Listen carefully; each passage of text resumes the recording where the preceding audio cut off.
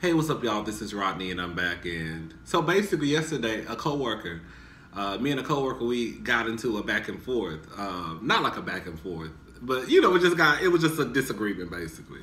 Some people be like, this a back and forth. Y'all got into it. No, it wasn't like that. He cool as fuck. He a straight dude. I just want to put that out there. But he cool though. I will say that much.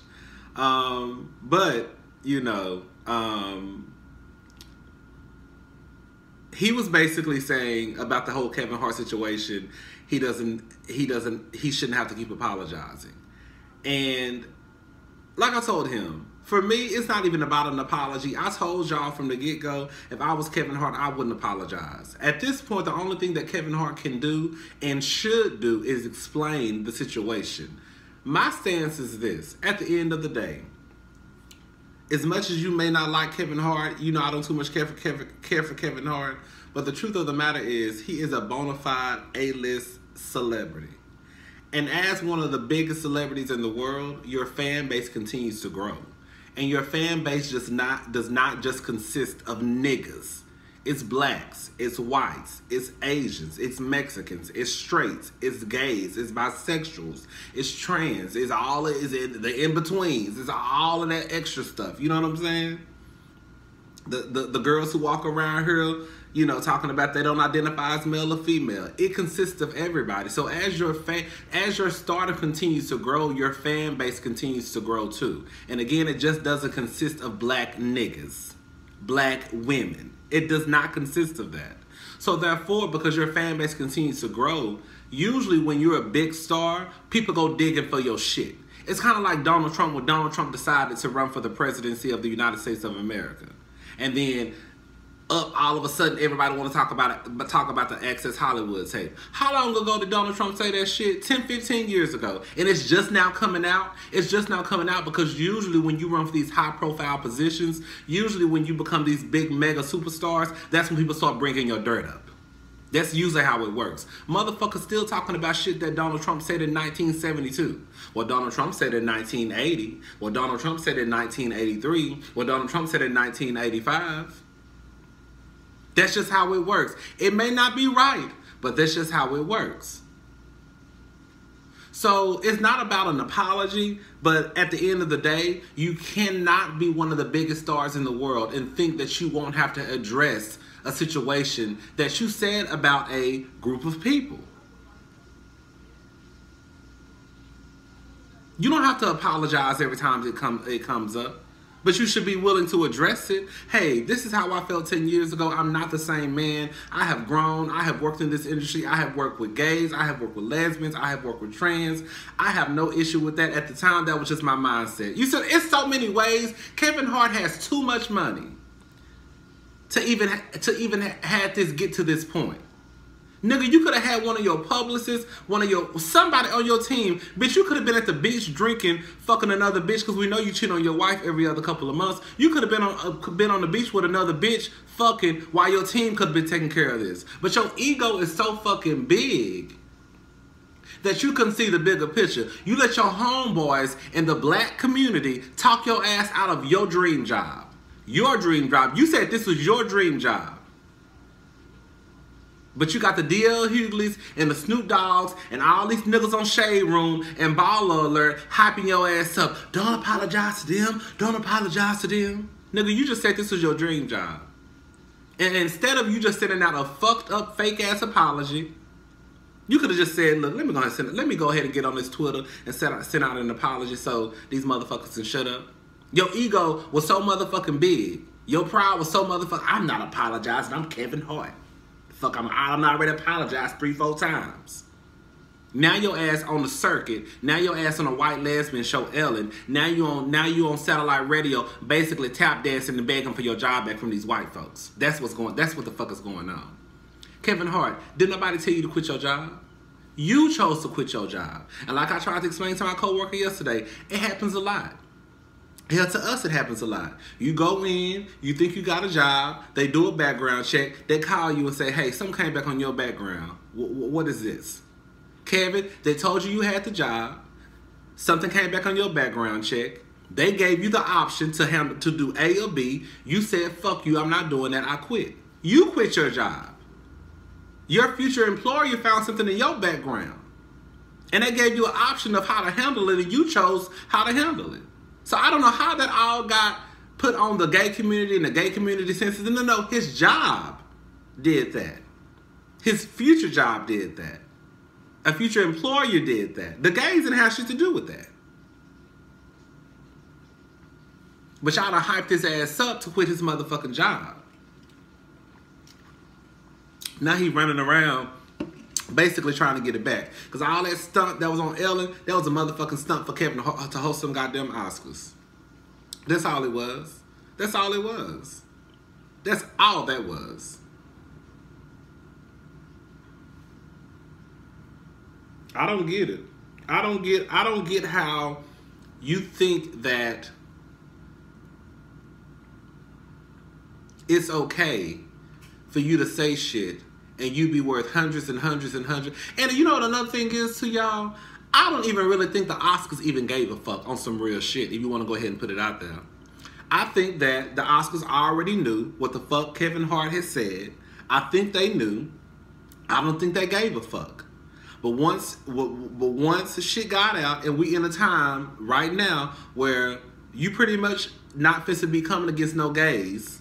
You're not about to come against no women and think that some shit ain't gonna happen to you. I think they were like, girl, look, we don't give a fuck about this shit. Can you just apologize to these motherfuckers in case for some shit pop off and we don't want no shit to pop off? We got millions and millions and millions of dollars put into this show, all types of ad revenue, all types of shit. Can you just apologize to these girls before they start, before they get on some shit? And Kevin Hart said no.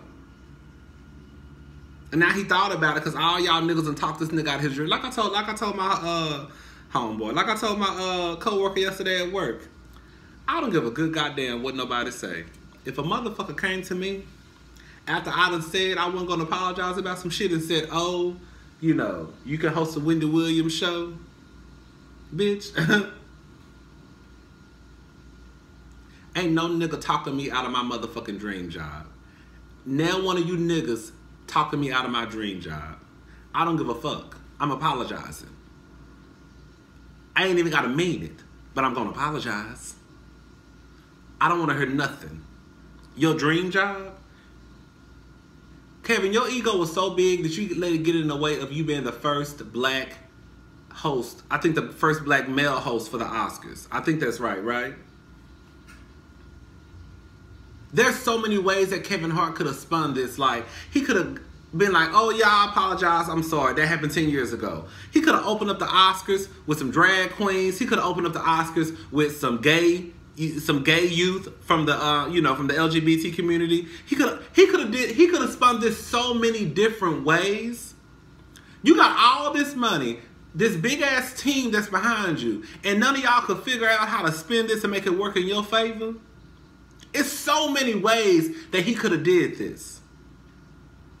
But because, like he told Cat Williams on the Breakfast Club, you will be held responsible for your fuck ups. Well, guess what, Kevin Hart? You will be held responsible for your fuck ups. The shit you say, like they always tell us, be careful what you do, be careful what you say, because it can come back to bite you in your ass. Well, what you said came back to bite you in your ass.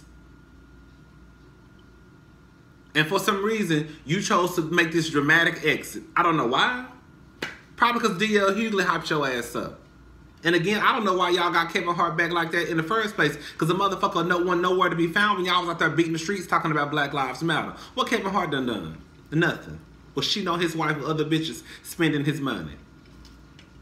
Now, because it got something to do with gay people, now y'all all teaming up. I know how y'all niggas work. I know exactly how y'all niggas work. Let it be a white comedian out there making jokes about niggas. Y'all coming for his motherfucking neck. Y'all still ain't forgave Donald Trump for the shit he did 30, 40 years ago.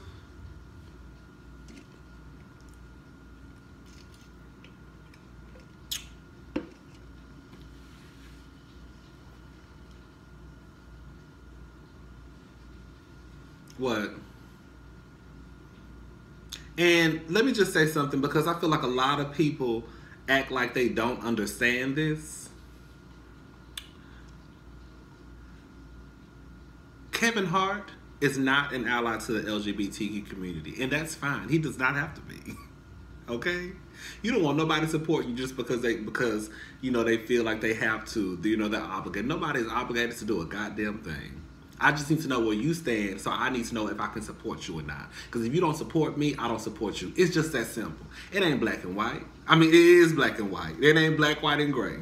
If you support me, I support you. If you don't support me, then what the fuck I look like going to your shows giving you my goddamn money? What kind of fucking sense that make? You making jokes about punks and gays. And let me just say this. I'm gonna make a different video about that, but you know what it comes down to also is it's all fun and jokes, but when you see these parents killing their kids, when you see these kids killing themselves because, we already know how black parents, when you got the young dumb bitches like Young Miami talking about, I beat my son, and y'all hype that shit up, and you even still got gay people supporting them dumbass girls. This bitch literally got on motherfucking Instagram talking about, we gonna flued you out. Flued you out. Flued you out. Now, bitch, we all might fuck up a word or two, but we all know that it's not flued you out. Flued you out. We're gonna flued you out. Flued you out. What the fuck, bitch? And you got the nerve to try to sit here and say, if your son is gay, you gonna beat his ass. Somebody needs to beat your ass for being a grown-ass woman walking around here carrying Gucci and Chanel, and you can't even put a motherfucking complete sentence together. But when you got parents like Young Miami, when you got parents like Kevin Hart, who threaten to beat their children because they may be gay, and then these children end up committing suicide or running away from home or getting their ass beat by their mamas and daddies, that shit not fun. That shit not cute at all. And if y'all supposed to be as smart and as creative as y'all say y'all are, bitch, I just watched one of my favorite stand-up shows is Some More. I think it was her very first one. I still got the DVD right here underneath my entertainment system, whatever it's called. Whatever, you know what I'm talking, TV stand. She talked about gays. It wasn't offensive. Bernie Mac has talked about gays. It wasn't offensive.